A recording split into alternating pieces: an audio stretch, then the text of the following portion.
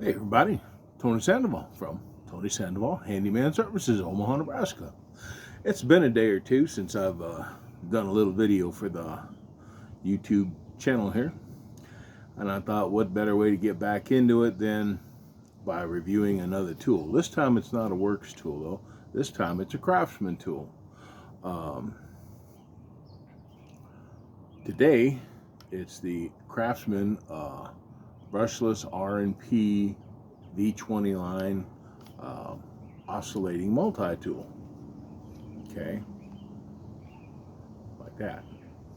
My old 4-year-old one from Works, actually, I use these things literally multiple times a day in a lot of cases.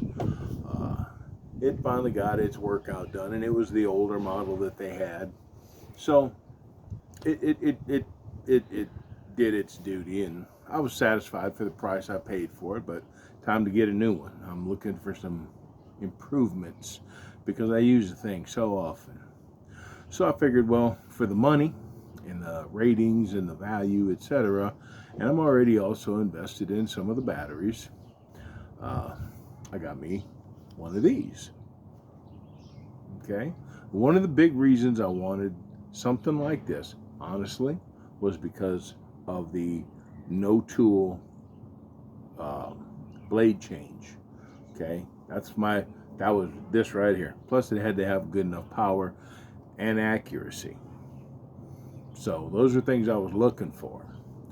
The other benefits that I found on this particular one is, yes, it did have the no tool blade change. What happens is you squeeze this here.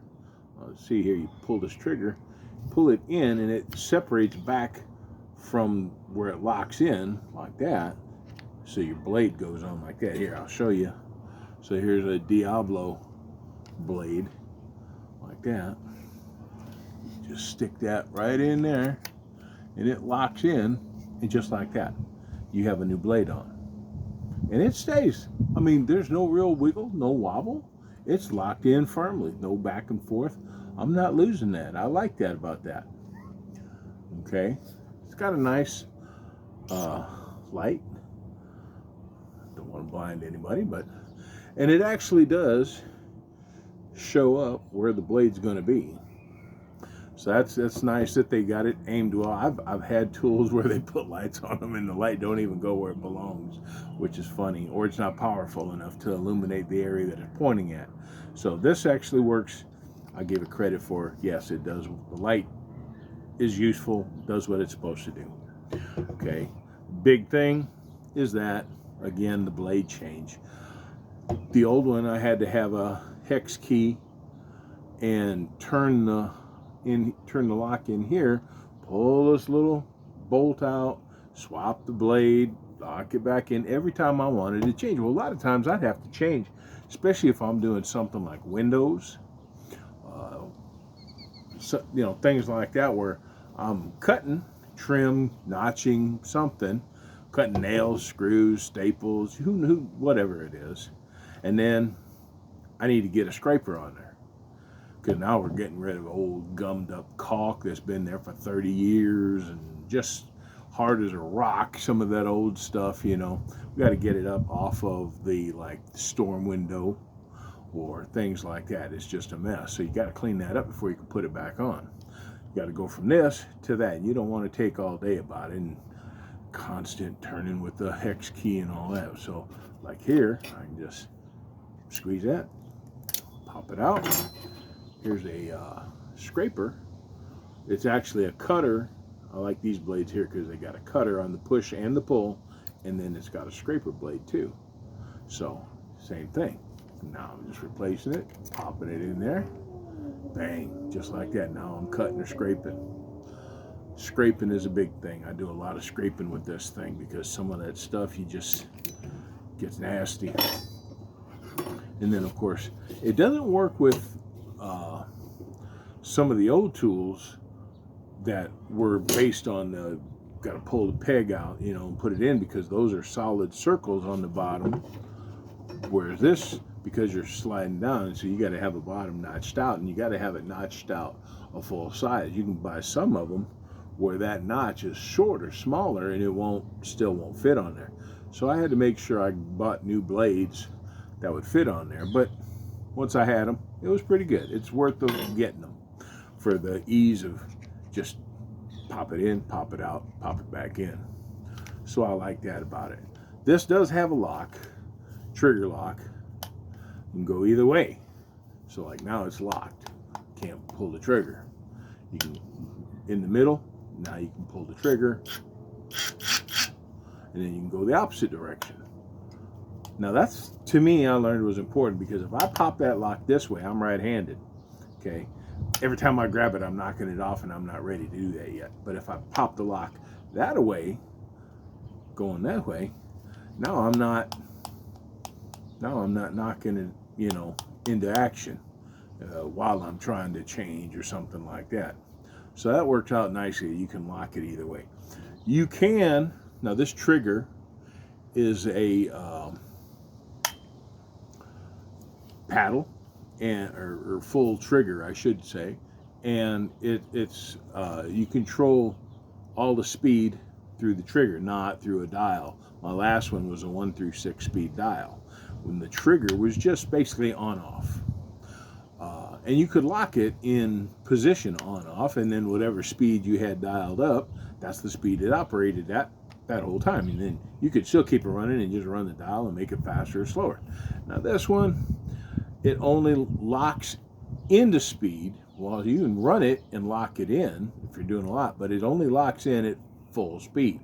Otherwise, your speed control starts at real slow, and then you're full. Like this, you can lock it in on full. Just squeeze the trigger again, and it pops that lock out. So that's kind of nice in such a way. Depends on what you're doing, what you're cutting. Pardon me. And then you got the, you know, I showed you the other blades, and you get this kind of a blade. It fits on like that. So you can, again, you just squeeze it in, pop, lock. Love that. I use these mostly for drywall and different kinds of things like that. Works out. So those are my main uses. Now, one of the things I do like, I will say about this, is different multi-tools have how wide of an angle that it cuts. Some of them will get up to like what they call a 4 degree or so angle of movement. That gets you cutting faster, because it takes cuts a bigger piece out as it goes side to side. Some of these, like this one, this is down in the mid 3s, so it's a tighter path, but that actually gives you more accuracy. And for me, a lot of times I'm cutting, I need to make sure that if I have, say, a line marked out that I need to cut, or especially when I'm trimming or notching something, you know, this is an old hard piece of pallet board. So if I had a line here like that, a little just to show where I have to make that cut at. I don't want to make that sloppy or anything else, you know. I'd come on here, lock it in. Now I find that I can have it running and slow it down. Find my thing, and now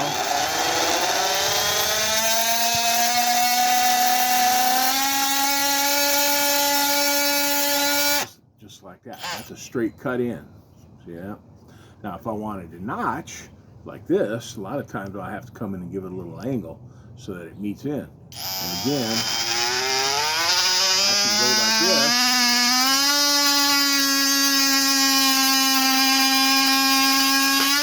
Oh, check that out.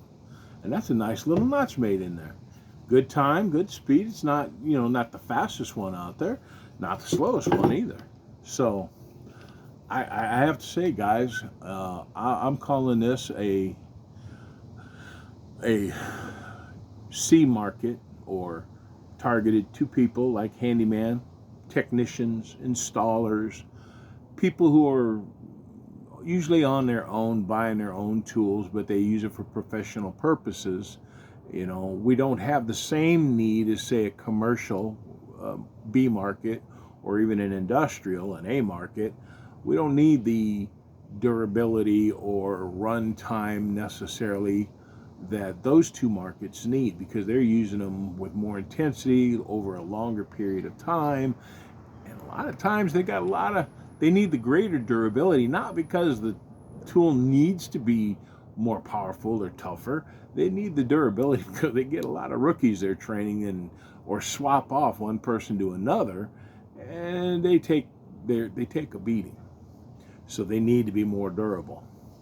So A and B market, your industrial and commercial, those guys, they need different tools built different ways than, say, a C market like us, handyman, technicians, installers.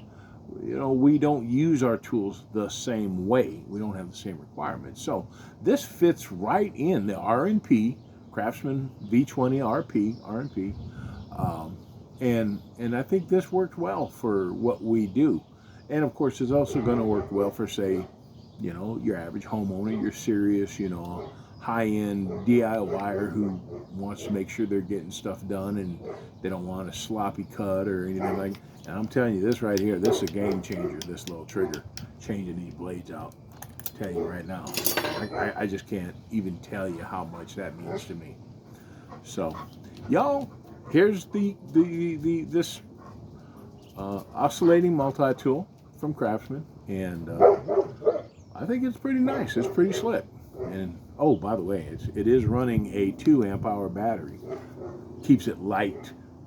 You don't want to hang a 4 amp hour battery off of this thing. It just puts more weight on your wrist and your arm than you need to, unless you've got some serious cutting to do. Otherwise, a 2 amp hour battery is just fine. You can swap them out all day long and still get what you need done without breaking any, you know, putting too much on your wrist. So there we go, fellas, folks. And we'll try and get another one out, video that is, sooner than later. Hopefully. We'll catch y'all later.